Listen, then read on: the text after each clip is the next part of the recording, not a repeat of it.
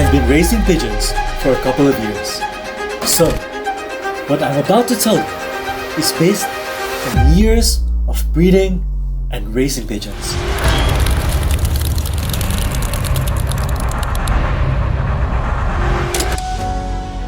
Many of you probably have never heard this information before because there is no profit in sharing other than sport fishing. This simple understanding of why pigeons get sick will save you hundreds of dollars in medication and allow you to spend more time enjoying healthy pigeons. Pigeons, like all other living things, were designed to live in the wild.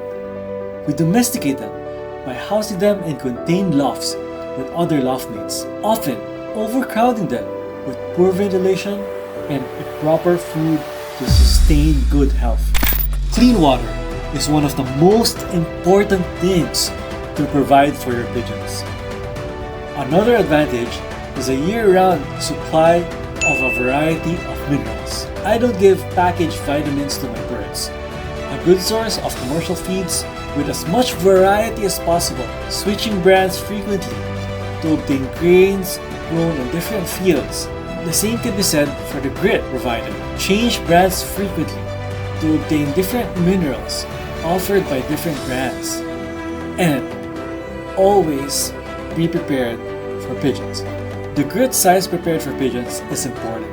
A large aviary with plenty of sun exposure is essential so that the pigeons can benefit from the sun and all it has to offer in terms of warmth and health.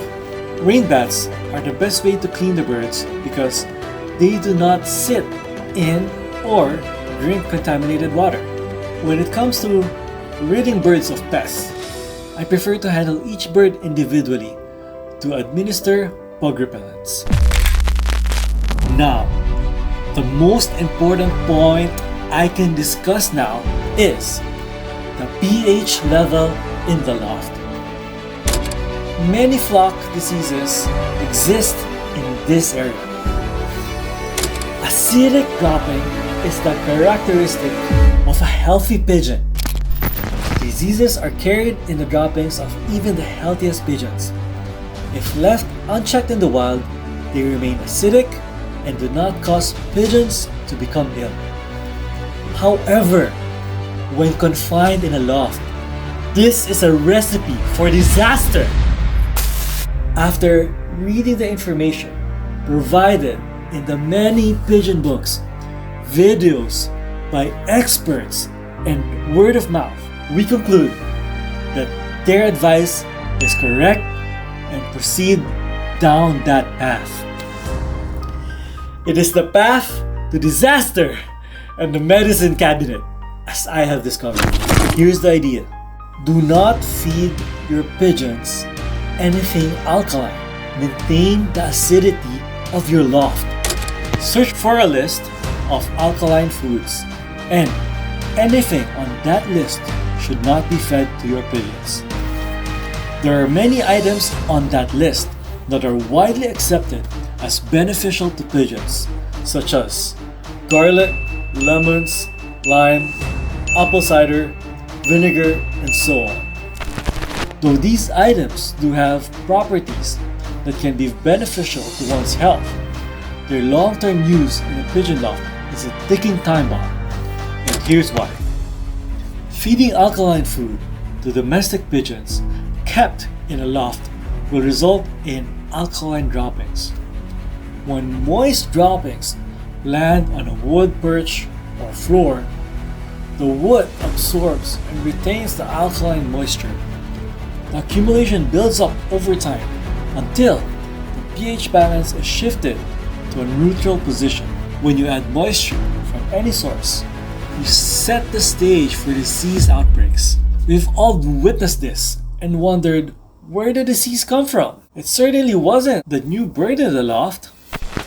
Finally, the water container is an area where disease can easily spread from one bird to another, especially in warm weather. Clean your water containers on a daily basis and keep a fresh, cool supply of water available for the birds. We add some apple cider to the water daily. It's a huge step forward in the fight against canker, bacteria, and other diseases spread by community drinking fountains. Another option is to keep the water cool. When the weather is warm, keep a few bottles in the freezer. Place a frozen bottle of water in a fountain every time you change the water. The ice will keep the water cool and fresher for longer, preventing bacteria from growing. Why not just add ice cubes, you might wonder. If you're using medication or vitamins in your fountains, the ice in the bottle will not dilute your dosage.